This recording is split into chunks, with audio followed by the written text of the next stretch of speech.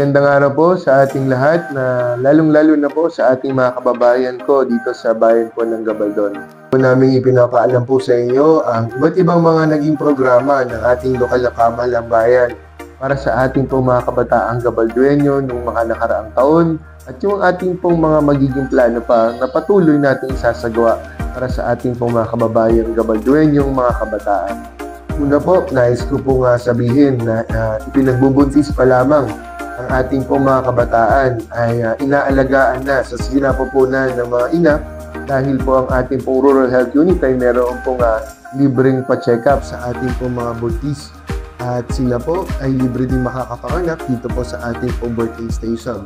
At pag sila po ay ipinanganak na, meron tayong libreng newborn screening para po matansya natin at makita po natin ang ating po mga kabataan kung sila po sa kanila pong pagkakasilang ay magkakaroon po ng sakit upang nang sa ganun ay magkaroon tayo ng oportunidad para maitama ito, matugunan kung ano po yung magiging pangangailangan. Ganun din po, habang sila ay lumalaki ay patuloy po ang ating pagpapuna sa kanila po at ito po ay magiging daan para po nang sa ganun ang iba't ibang mga sakit na karaniwan po ay dumadapo sa ating po mga kabataan ay maiiwasan po natin. Ang immunization po natin, bukod po dun sa ginagawa po natin sa Rural Health Unit at mga barangay, ay ginagawa na rin po natin sa lahat ng ating po mga paaralan. Sa ganung paraan po, ay mas marami pong mga kabataan ng ating pong mabakunahan at maaabot. At ang ating pong feeding programs ay tuloy-tuloy pa rin po. Meron pong iba't ibang mga feeding programs mula po doon sa programang Smile, mula po sa ating pong mga daycare centers at mula po sa ating pong Rural Health Unit. Ang layunin po ng iba't ibang mga feeding programs na ito ay ang ating pong mga kabataan na medyo nagkukulang sa timbang ay ating pong maalagaan at maibalik doon sa kanila pong nararapat na kalusugan. At sa ngayon din po ay karoon na rin po tayo ng sarili po nating Animal Bite Center para po yung ating pong mga bata, lalo na po yung mga maliliit na mahilig pong mag-alaga ng iba't ibang mga hayop tulad ng aso at pusa ay ating pong maaalagaan. Ito po ay bukas ng Martes at Biyernes ating pong Rural Health Week. At syempre po ang prioridad po natin dito ay ating pong mga nakakagat ng mga aso at pusa ng mga kabataang Gabalduenyo. Katulad po ng pag-aalaga din po ng ating Municipal Agriculture Office sa iba't ibang mga hayop po na maaari po magdulot sa ating pong mga kabataan ng mga rabies. Kaya naman, habang tayo po ay naglunsad ng Animal Bite Center, ay patuloy pa rin ang ating Municipal Veterinarian na nag-iigot para po sa pagsasaksak ng anti-rabies vaccine para sa ating pong mga alaga po mga hayop. Sa ganung paraan po, natitiyak natin yung prevention para po doon sa pagkaka-rabies ng ating pong mga kabataan. At syempre, kung sakaling nakagat na ay meron po tayong pupuntahan ng establishment o pasilidad ng ating lokal na pamahalang bayan. Ang ating pong Rural Health Unit din ay nagkakaroon po ng pagpapamahagi ng iba't ibang mga gamot at vitamins sa ating pong mga kabataan. Layunin po nito sa ating pong kabataan ay mapadati, masisila at mailayo doon sa kung ano man po yung kanilang mga sakit. Bukod po dito, ang ating pong Municipal Social Welfare and Development Office ay naglalaan din naman ng pondo para nagsagado kung sila naman po ay kailangan dalhin sa ospital ay kakayanin ito po sa ating pambayan ay meron pong financial na tulong. Sa ngayon po ay nakapagpetag po tayo ng ating pong daycare center sa barangay po ng Bugnan. Kaya medyo mas nagkagdag po tayo ng mga sadyang po doon. At siyempre po sa barangay po ng Pinabunisado para tayo na daycare center po doon. Ang nasimulan po nating programa, ang SMILE o yung tinatawag nating Supplemental Mobile Interactive Learning Education na ginagawa po sa ilang piling paaralan na meron pong grade 1 at grade 2 students.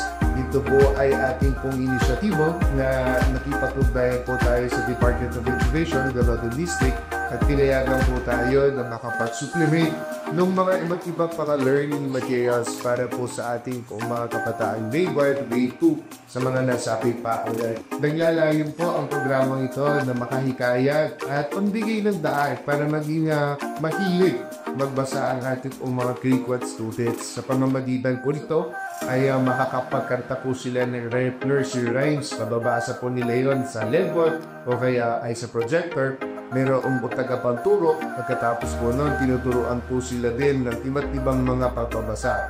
Pagkatapos po ay meron tayong mga dala-dala ng mga mobile, ng mga laruan at mga panarawan. Sa ganung paraan po, makikita po natin na masaya yung pagbabasa sapagkat yung karanasan po nila ngayon na pagkatapos magpasa ay meron pong kalakip na oras para sa paglalaro. At syempre po, hindi natin kalilimutan na magdadala po ng ating po mobile keyset para pagkatapos magpag-aral, magpasa, paglalaro ay magkakaroon naman po sila ng nourishment o yung tinatawag po natin ng mga pagkain na siya naman din natin inihahandog dito sa mga taong naging bahagi ng programa ito.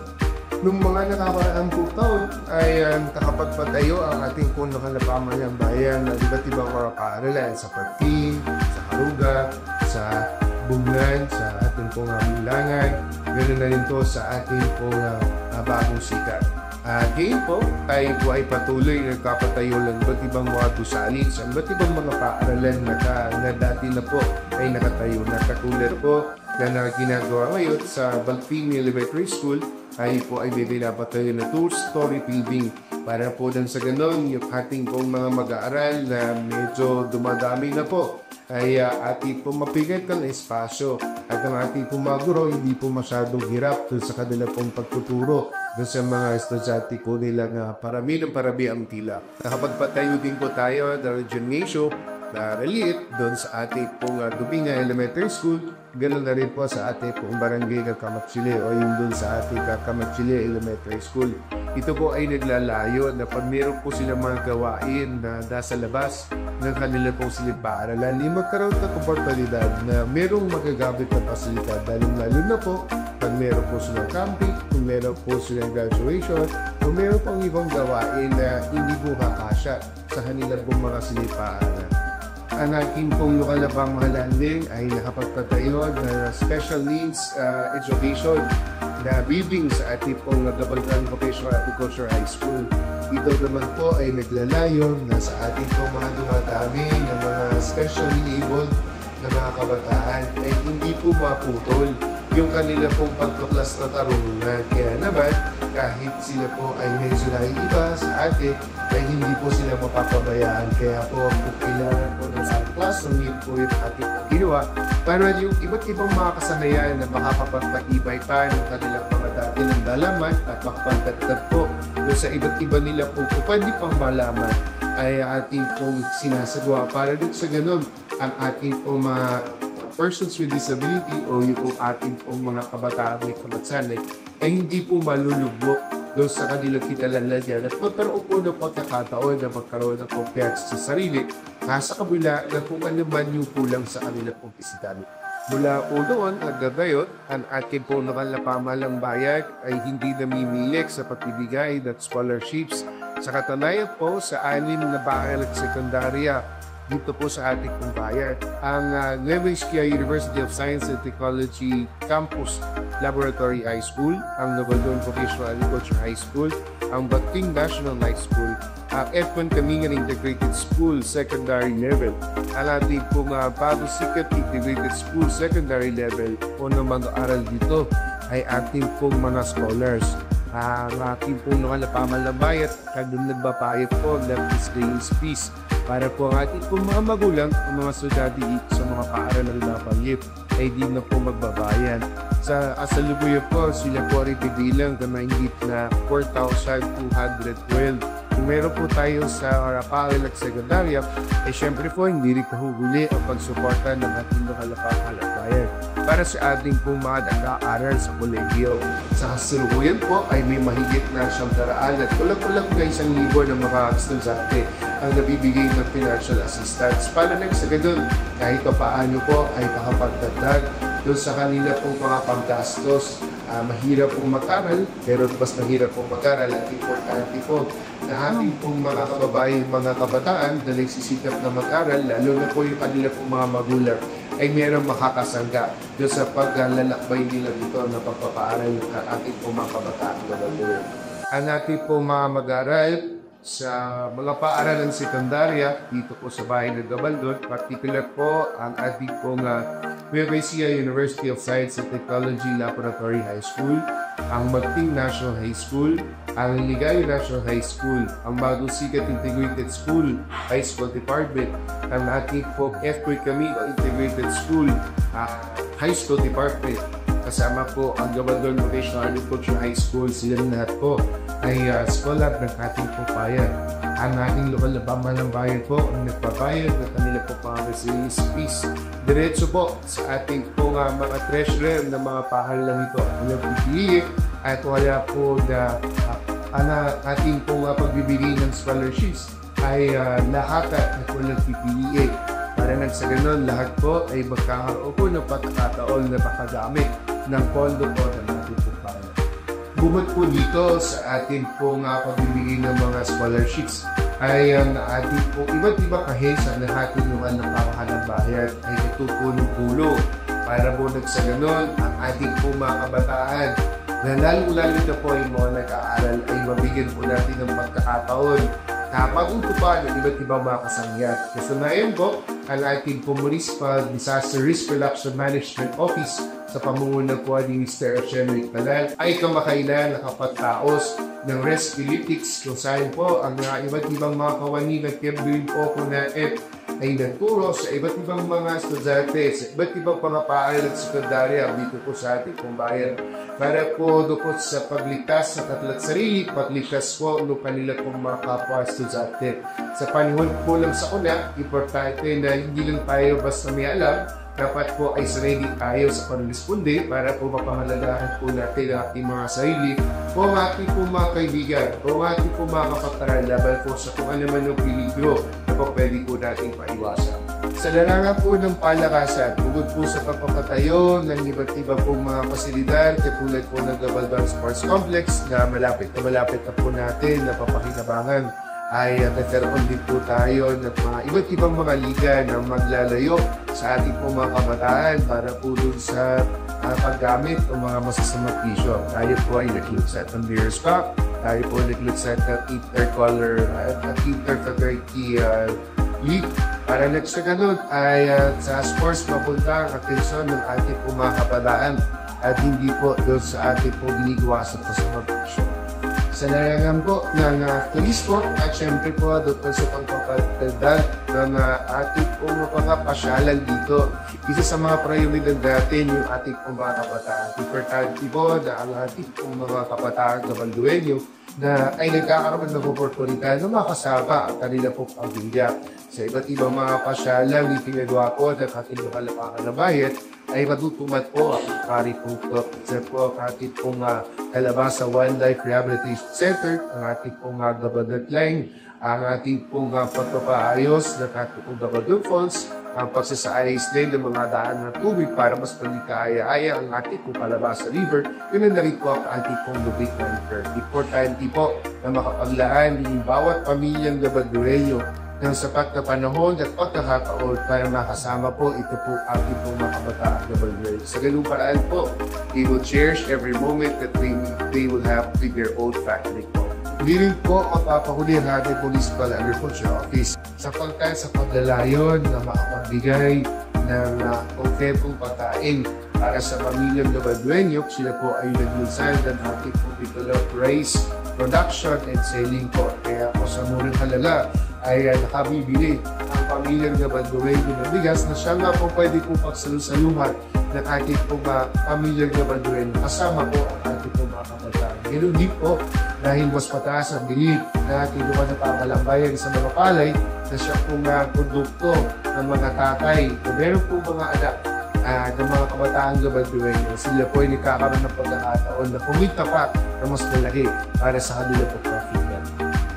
Very good feeling pong ibinabalita sa inyo na kamakailan po ay nakatapos po tayo sa programa. Ito po yung Gabaldon Robotics Cup kung saan ang mga estudyante po ng aking pong 6 na paaralang sekundarya ay nagkaroon po ng delegasyon. Tig-5 pong estudyante, bawat eskwela po ang natutol ng basic na robotics. Kung pagkatapos po nun ay sila po ay nagkaroon ng kompetisyon. Ilalayo po natin mapalawig ang programang ito para din sa ganon ang ating pong mga kabataan Gabaldueño ay masanay sa paggamit ng teknolohiya at lalo pang mainganyo sa pag-aaral ng ating pong SHEDSA. Ang ating pong Public Employment and Services Office ay naglayon din makatulong para sa ating out-of-school youth.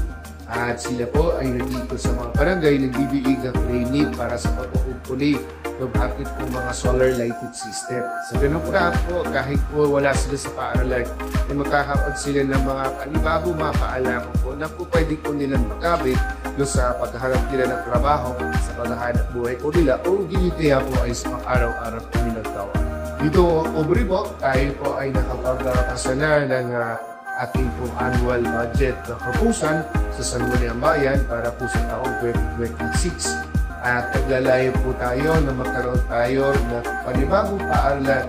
Ito po yung mga Sandal Elementary School sa barangay po ng mga Sandal. Gusto ko po sana na makapagpatayo ng paaral ng elementary rate sa ating pong resettlement area. Kung magtataan po natin sa ating pong mga kababayan na tutubo na nanitirahan atin sa ilog ng Buringa ay duty na kita ilipat sa kanila pong resettlement area. Bagamat ito po ay mas paayos doon sa kanilang katitiran, ay wala ba po paaralan. Ito po ay napanayo doon sa kanilang natigay na pasulat. Kaya po, tayo po ay nagalayon na magkaroon po ng pagpaaral po sa ating po resettlement area. At patuloy din po ang ating po pagsuporta sa alternative learning system para nang sa ganon ang ating pong mga nahuli o ito na hindi po nakasabay doon sa taon at kailan sila dapat ay grade school at high school ay magkaroon po ng pagkakataon na makahabol sa larangan at edukasyon. Kaya, taon-taon po natin pinupondohan ang mga kakailanganin ng tinatawag natin alternative learning system na programa ng Department of Education Global Loop District kasama po ang ating global na pangkalakbayan.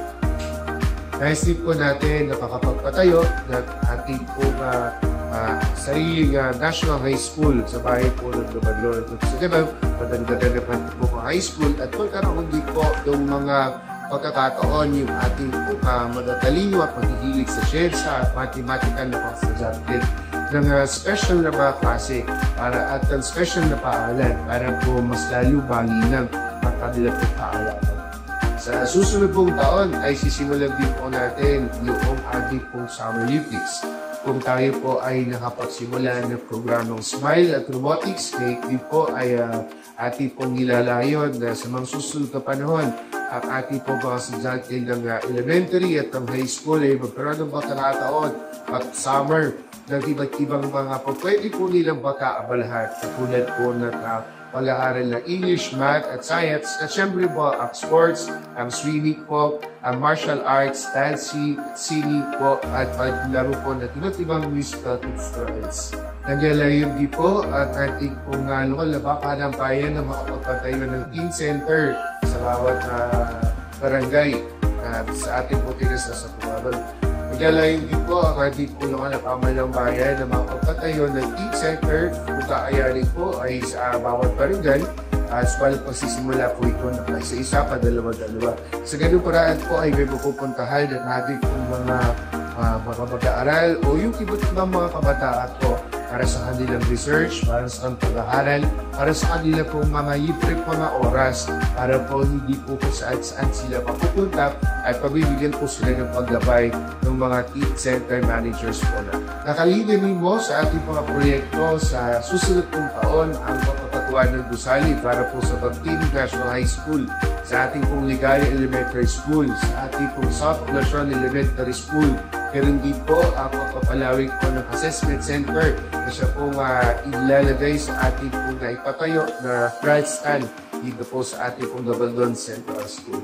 Kung nakapagpatayo po tayo ng gimnasyo sa balik nating pondo sa Panlagay po ng Kamachile at sa sitio po ng Buringa, tayo po ay naglalayo na makapagpatayo din ng mini gymnasium sa Edward Camino Integrated School Elementary Department at ganoon na rin po sa ating Pukmatot Elementary School. Lahat ng yan po ay nagpapatunay na ang ating puksak sa mga pinaka-prioridad sa bayad po ng Gabaldon at sa administrasyon ito ay yung ating pong kabataan. Sinisigurado po natin inila po yung pangangailangan ng ating pong kababayan na mga kabataan ang ating matutugunan, kundi sinisigurado po natin ang kinabukasan ng ating pong father. Sa pag-iingat po sa mga programa at mga proyekto para sa ating pong mga kabataang dumadwenyo, makasisiguro po tayo na kahit po tayo po ay wala na dito sa servisyo, kahit po lumikos na ang panahon ng mga danang tutulak, nananatili po ang ating pong bayan ay magiging mas progresibo sapagkat ang mga susunod na henerasyon po ay inalaga po. Kaya po, at aming po patuloy na barako at pagsusulita para sa ating pong mga kabataan. Maraming salamat po. Mabuhay po tayo na.